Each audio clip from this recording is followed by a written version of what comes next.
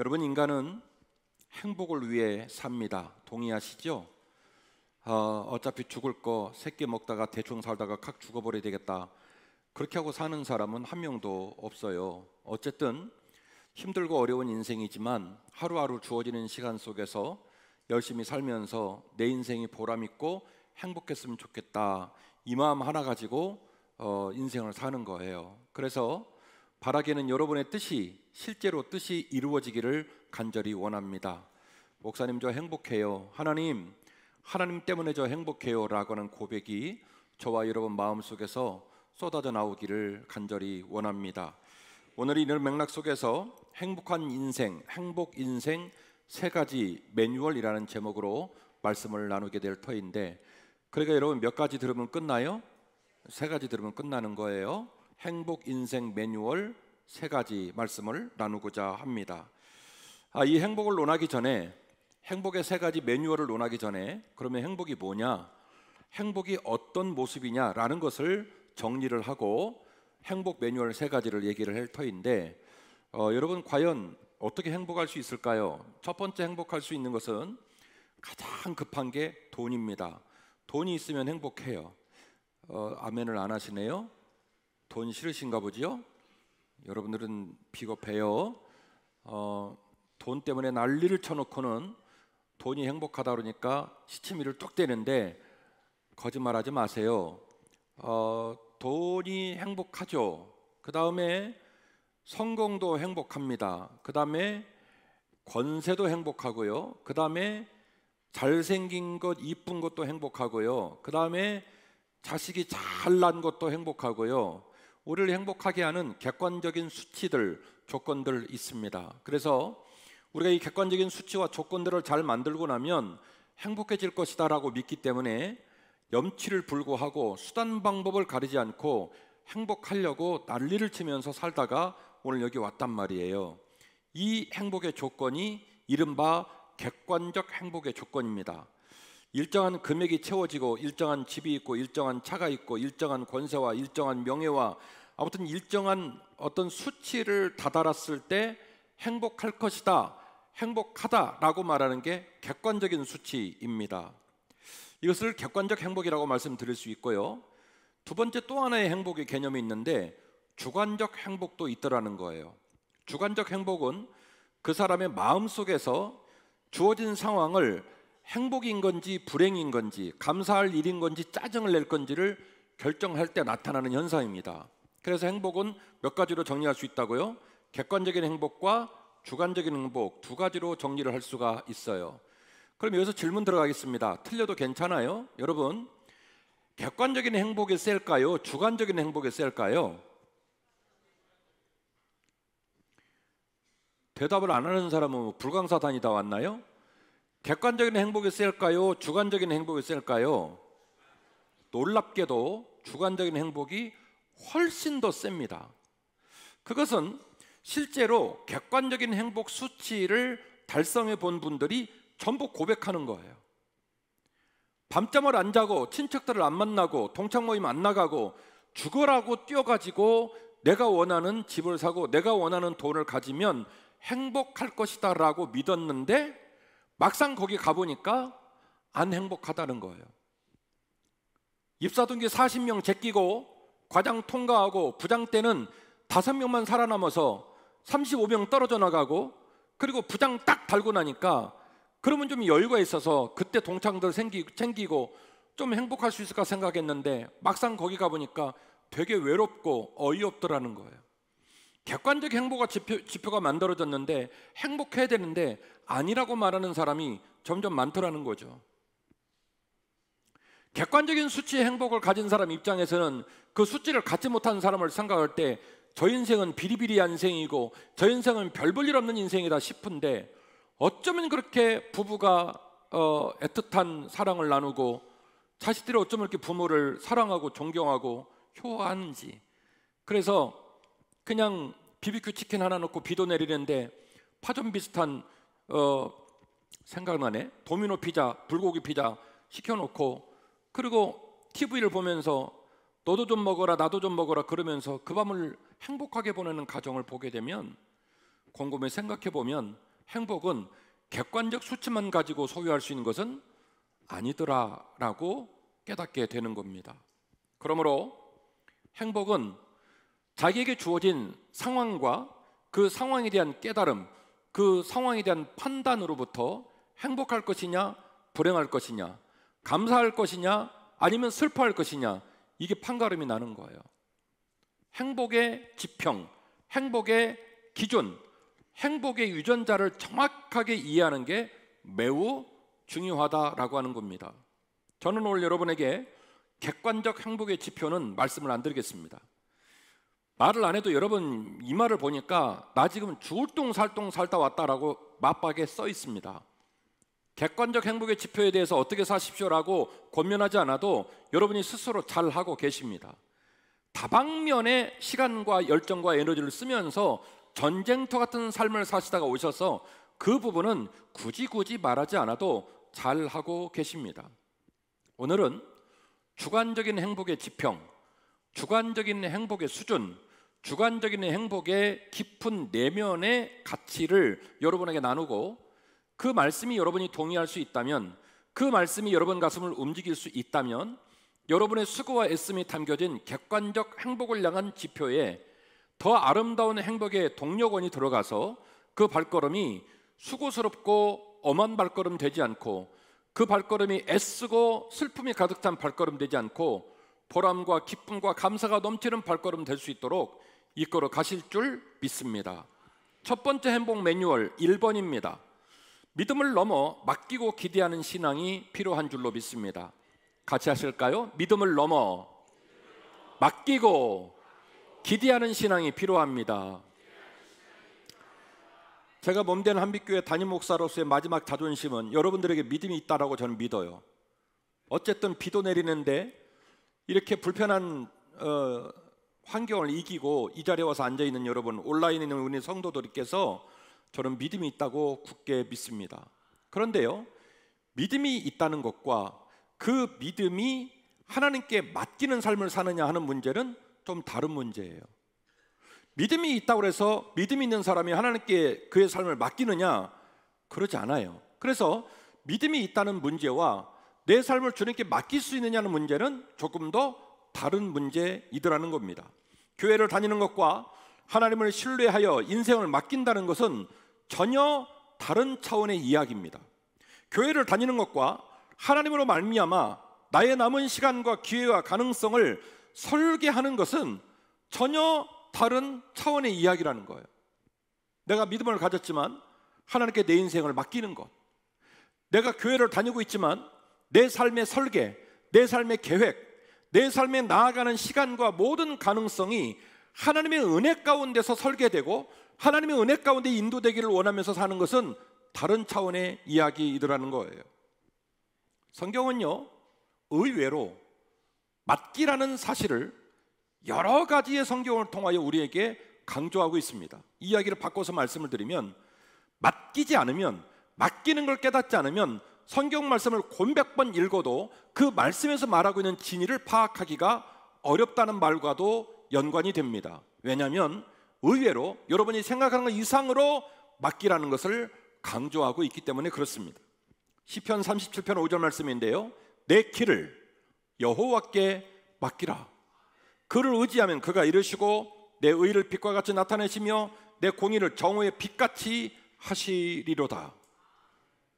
낮 12시 눈꽃만큼의 그림자가 없는 완벽한 빛, 정오의 빛처럼 너의 삶을 이끌어 갈 것이다.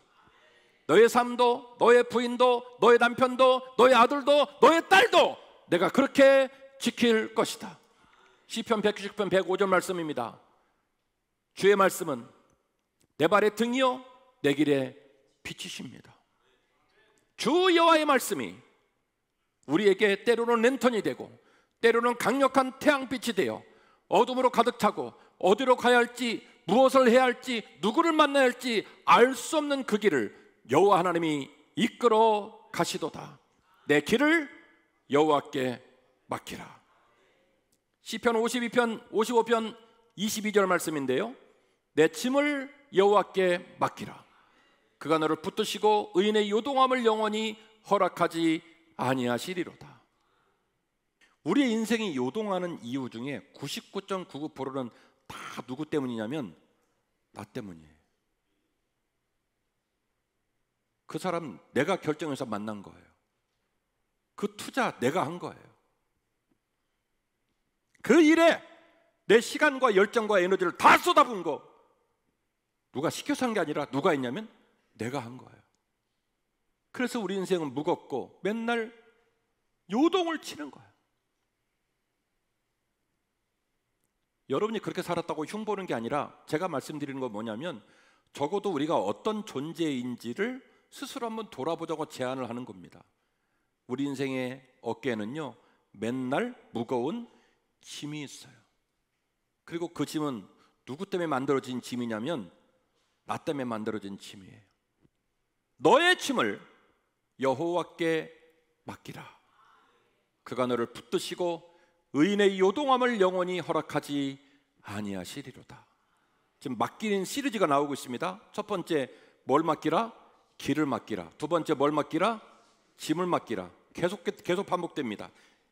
잠언 16장 1절 말씀인데요, 마음의 경영은 사람에게 있어도 말의 응답은 여호와께로부터 나오느니라. 사람의 행위가 자기 보기에는 모두 깨끗하여도 여호와는 심령을 감찰하시느니라.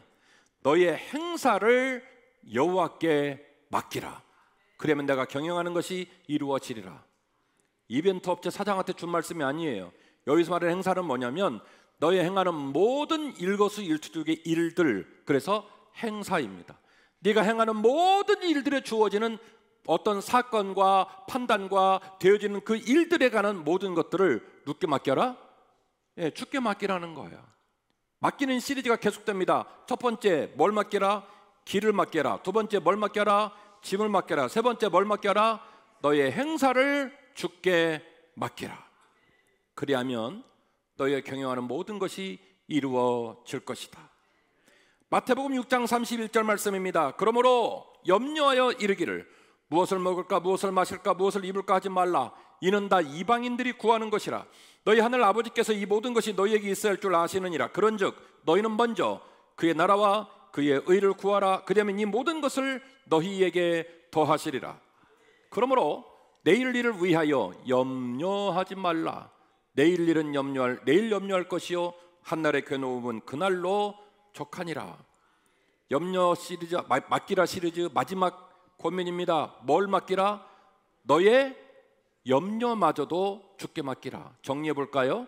자, 맡기라 시리즈 네 가지입니다. 첫 번째 뭐였죠? 길 맡겨라. 두 번째 뭐였죠? 짐 맡겨라. 세 번째 뭐였죠? 행사를 맡겨라. 네 번째 뭐였죠? 한빛교 교인들은 수준이 보통 수준이 아니에요. 자, 함께 우리가 맡기라 시리즈를 보셨는데 이 말은 무슨 얘기냐? 우리의 인생의 모습 속에서 우리가 믿음의 한계를 뛰어넘어서 하나님께 맡기고 의지하고 기대하는 것이 매우 중요하다는 거예요. 이 맡기라는 시리즈 앞뒤에 여러 가지 사건과 이야기들이 있습니다. 그러나 그 모든 이야기를 연결시키고 있는 연결고리가 있는데 너의 길을, 너의 짐을, 너의 행사를, 너의 염려를 주께 맡기라. 그게 훨씬 더 낫다는 거예요. 목양하며 여러분을 위해 중보기도하며 여러분을 볼 때도 마찬가지입니다. 여러분들이 매년 신년 소원헌금을 드리시고 저는 그 기도카드를 놓고 1년 동안 기도합니다.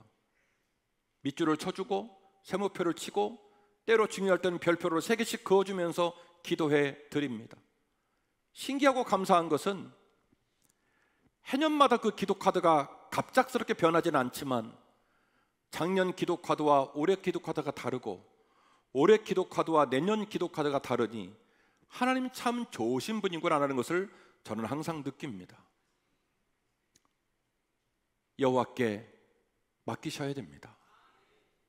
내가 주인 되어 내 마음대로 사는 것이 행복이 아니라 믿음을 뛰어넘어 여호와께 내 인생을 맡기고 여호와께 내 자녀를 맡기고 여호와께 삶을 맡길 수 있는 신앙의 문이 열려야 진짜 신앙이 생긴 것이고 진짜 행복의 길에 들어서신 거예요. 두 번째로 행복 매뉴얼 두 번째는 다른 사람을 행복하게 할 줄 알아야 합니다. 같이 하실까요? 다른 사람을 행복하게 할 줄 알아야 합니다. 뜬금없는 소리 같죠? 매우 중요한 얘기예요. 잘 들으셔요. 성경 말씀의 단어를 하나로 축약하면 사랑입니다. 그리고 하나님은 그렇게 우리에게 말씀하시기를 사랑하라 명하셨거든요. 자, 이것은 하나님과 연관된 얘기고요. 그러면 인간과 인간 사이에 가장 중요한 계명, 으뜸이 되는 가르침은 뭐가 있을까? 이게 굉장히 궁금해요. 그래서 이른바 이것을 유명한 황금률, 골든룰이라고 말하는 황금률이라고 얘기합니다. 이 황금률은요 17세기부터 주로 사용을 많이 했고, 시효는 AD 3세기 로마의 황제 세베루스 알렉산더라는 이 황제가 자기 집무실 벽에 황금으로 도금을 해가지고 이 말씀을 쫙 벽에다가 붙여놨어요. 이 세베루스 알렉산더 황제의 시효를 따라 17세기 이후로 많은 사람들이 황금률이라고 하는 성경 구절을 얘기합니다. 그 모든 이 이야기들 속에 인간과 인간 사이에서 반드시 장착시키고 주의해야 될 으뜸이 되는 계명이 있더라는 거예요. 궁금하죠? 마태복음 7장 12절 말씀입니다. 그러므로 무엇이든지 남에게 대접을 받고자 하는 대로 너희도 남을 대접하라. 이것이 율법이요 선지자이니라. 여기서 말하는 율법이라는 말은 토라를 말하는 거예요. 성경 맨 앞에 나오는 모세 오경. 유대인들은요 구약을 논할 때 율법이라고 말하면 39권을 말하는 게 아니라 토라를 말하는 거예요. 모세 오경. 율법이요 선지자이니라 라고 말하는 선지자는 열왕기상하 역대상하 이후에 나오는 대선지서 소선지서 모든 예언자들의 가르침을 총망라한 것을 선지자라고 말을 하니, 율법이요 선지자이니라 이 말은 무슨 얘기입니까? 구약성경 전체를 통틀어서 이야기할 하나님께서 인간과 인간 사이에 가장 중요하게 장착시키고 가져갈 것이 있다라고 말하는 중요한 계명이 뭐냐면 대접받고 싶은 대로 남을 대접하라는 거예요. 이것이 황금률입니다. 하나님의 인격은요 이타적인 사랑에서 출발을 합니다. 성경을 읽어보시면 창세기부터 요한계시록까지 하나님의 마음은요 항상 하나님의 사랑하시기를 원하는 사람의 상태, 그 사람의 마음, 그 사람의 눈물에 관심이 많아요. 또한 성경의 가르침도 모두 다 이타적인 특징을 갖고 있습니다. 왜 그럴까요? 그것이 개인이 행복할 수 있는 비결이고, 가정이 행복할 수 있는 비결이고, 아멘 하셔요? 교회가 행복할 수 있는 비결이고, 인간이 행복할 수 있는 비결이기 때문에 그렇습니다. 그러므로 그리스도 안에 무슨 권면이나 사랑의 무슨 위로나 성령의 무슨 교제나 긍휼이나 자비가 있거든 마음을 같이 하여 같은 사랑을 가지고 뜻을 합하며 한 마음을 품어 아무 일에든지 다툼이나 허용으로 하지 말고 오직 겸손한 마음으로 각각 자기보다 남을 어떻게 여기라고요? 낮게 여기라. 여기서 말하는 낮은 지옷을 쓰지 않았어요. 종성이 시옷입니다. 뭐예요? 아래라는 얘기, 위라는 얘기예요. 위라는 얘기예요. 남을 기본적으로 어떻게 보냐면 나보다 위라고 보라는 거예요. 각각 자기보다 남을 위로 보고 대하라는 거예요.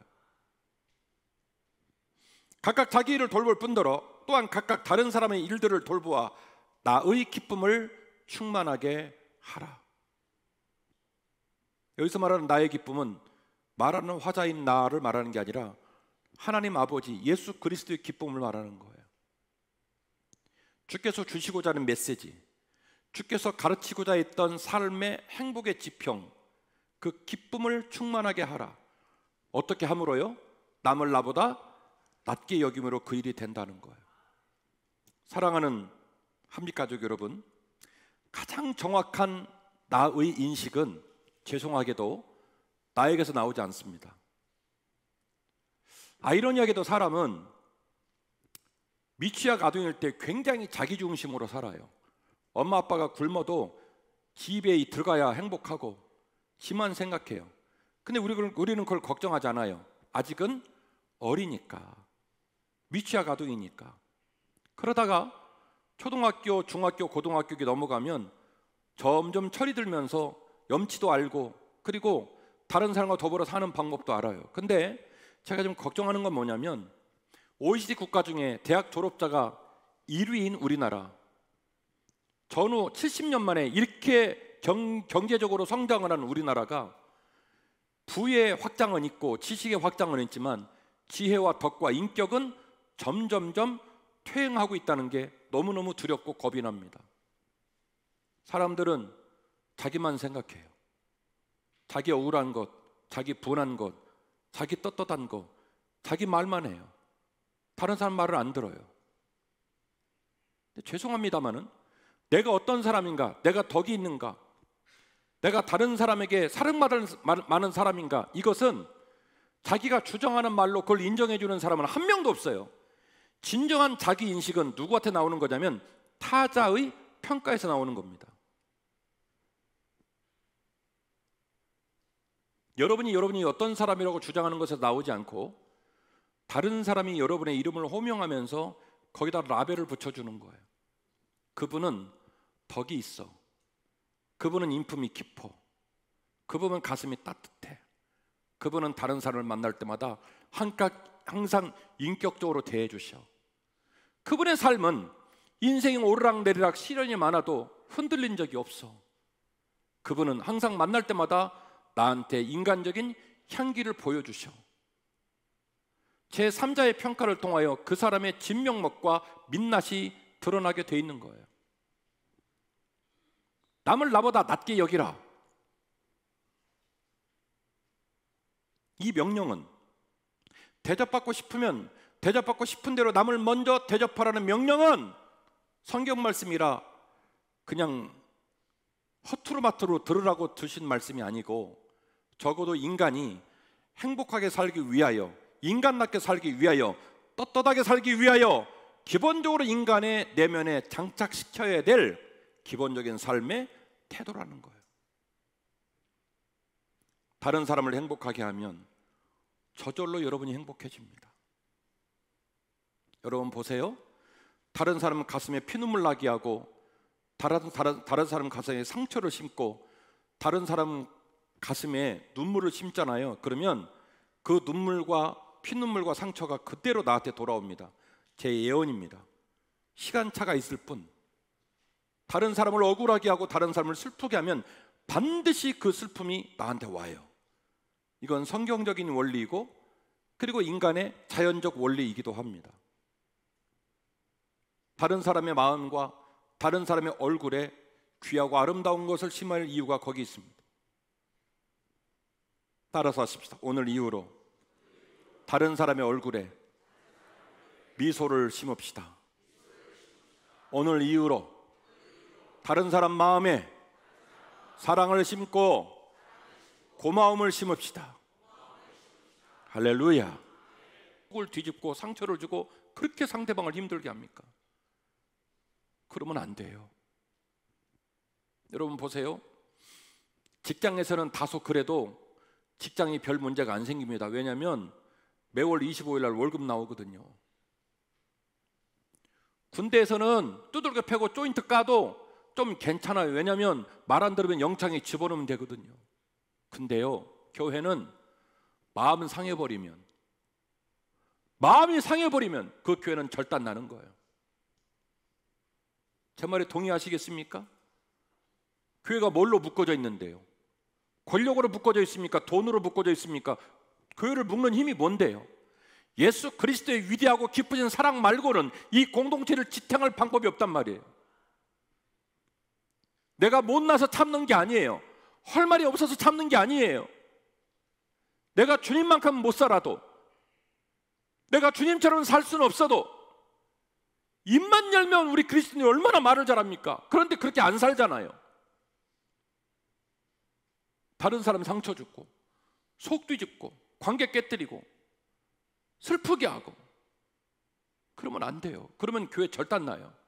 교회를 유지할 방법이 없어요. 목사님을 생각할 때도, 성도를 생각할 때도 고맙고 미안하고 행복해야 교회가 유지가 돼요. 죄송한 말씀입니다만은 저는 제 인생에 제 가슴속이 감정 쓰레기통이라고 느낄 때가 너무나 많아요. 입이 10개라도 할 말이 없고 성도들을 통하여 인생의 노정의 수많은 얘기를 들어도 들어오기만 하지 나가는 일은 없어요. 차곡차곡 그걸 쌓아가면서 목회의 경륜의 날들을 이어가고 있어요. 입이 없어서 그런 게 아니라, 눈이 없어서 그런 게 아니라, 귀가 없어서 그런 게 아니라, 제가 목사니까, 이 교회를 붙들고 책임져야 하니까,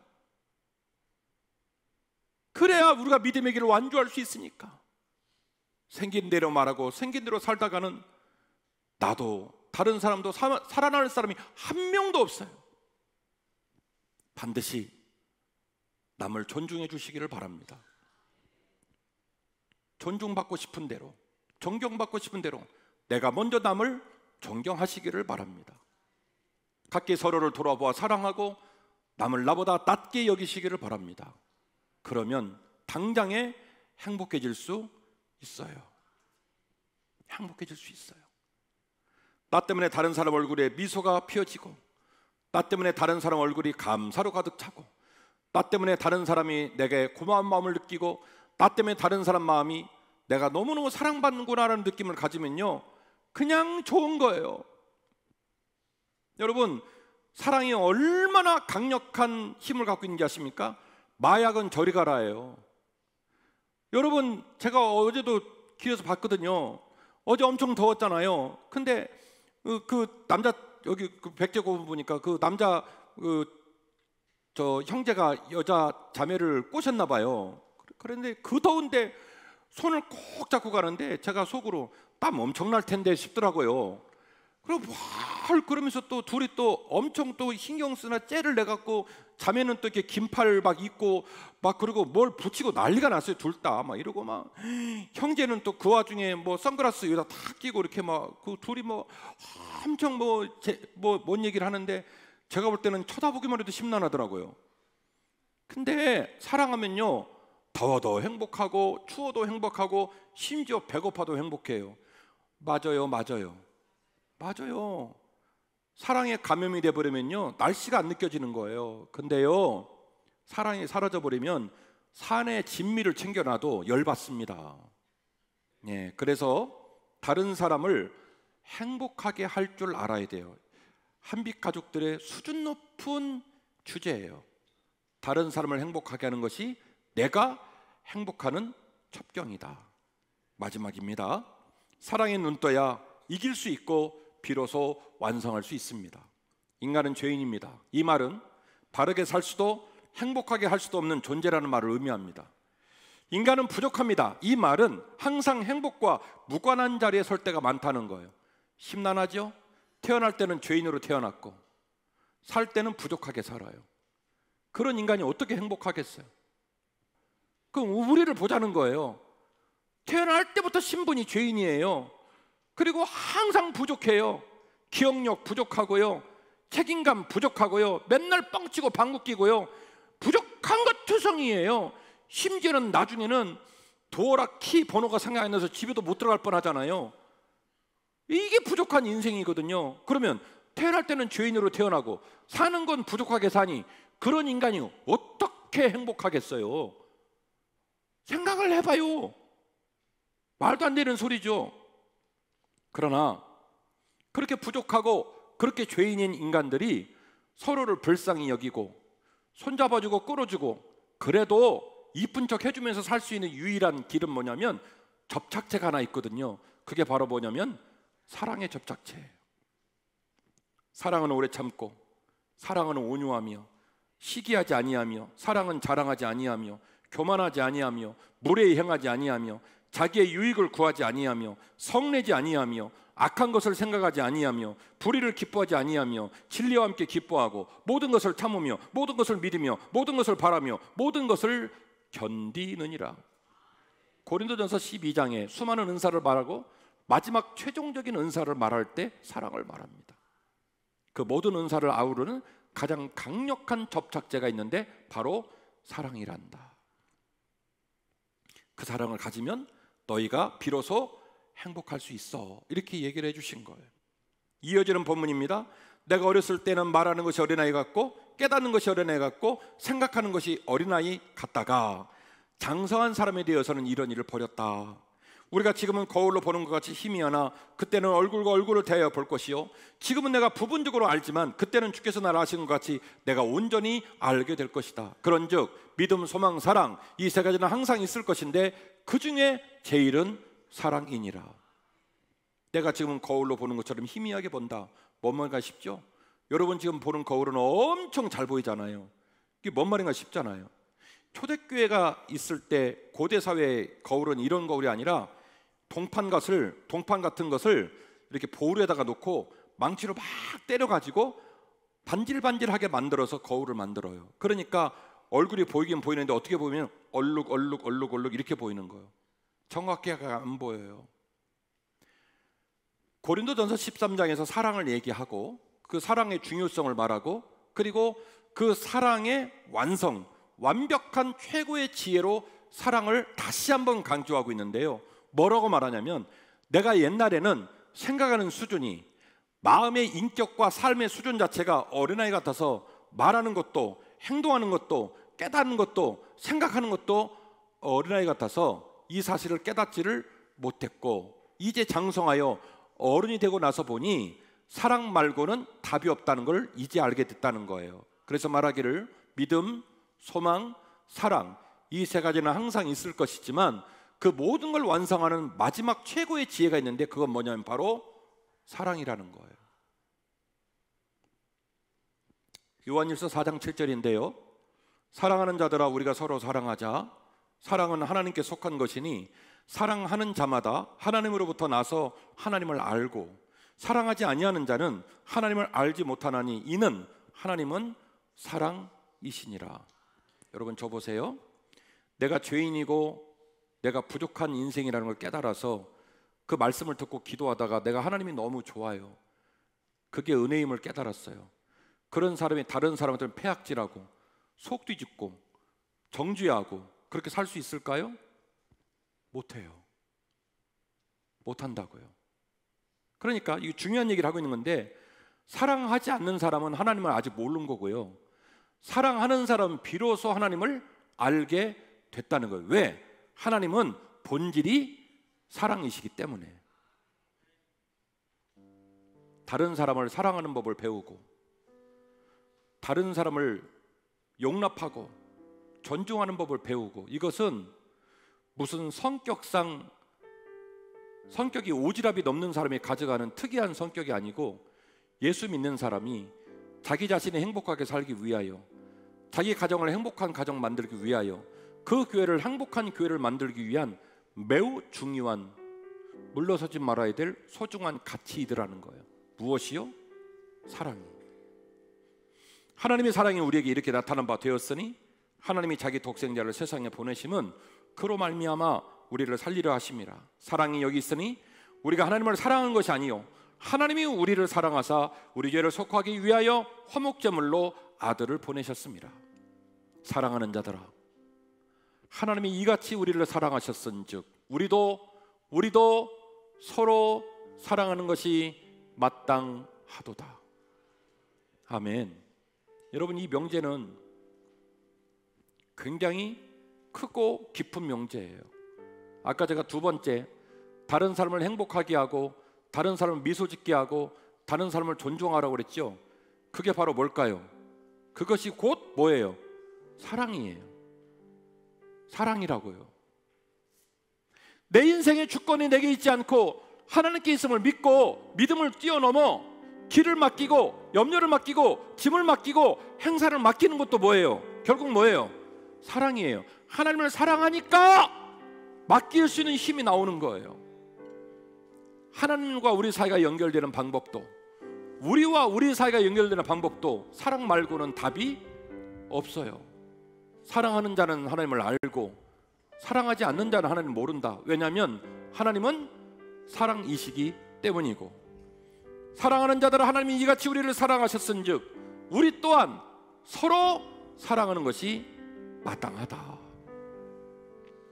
사랑은 죄인이고 한없이 부족한 우리가 그런 불행한 신분을 뛰어넘어 어이없게도 행복을 꿈꿀 수 있는 유일한 은혜의 통로입니다. 사랑은 더불어 행복할 수 없는 공동체의 삶에서 행복을 빚어내고 완성시키는 가장 위대한 지혜이기도 합니다. 중요한 말씀 드립니다. 내 마음을 깨달아. 내 마음을 깨달아. 오늘까지 내 멋대로 살아왔던 내 마음을 깨달아 회개하고 겸손하며 낮아져야 할 줄로 믿습니다. 거기서부터 행복이 시작될 겁니다. 남의 마음을 깨달아 측은지심하여 사랑하여 부드러워지기를 바랍니다. 거기서부터 행복이 시작될 겁니다. 하나님의 마음을 깨달아 의지하며 순종하여 성숙해지면 반드시 우리 모든 한빛 가족이 행복의 주인공이 될 거라고 저는 강력하게 믿습니다. 행복 인생 3가지의 매뉴얼을 말씀을 드렸습니다. 믿음을 넘어 맡기고 기대하는 신앙이 필요합니다. 다른 사람을 행복하게 할 줄 아는 그런 신앙이 필요합니다. 사랑에 눈 떠야 비로소 죄도 이길 수 있고 약함도 이길 수 있고 비로소 우리의 행복을 완성하실 수가 있습니다. 이 말씀 붙들고 하반기도 믿음으로 나아가는 저와 여러분 되시기를 바랍니다.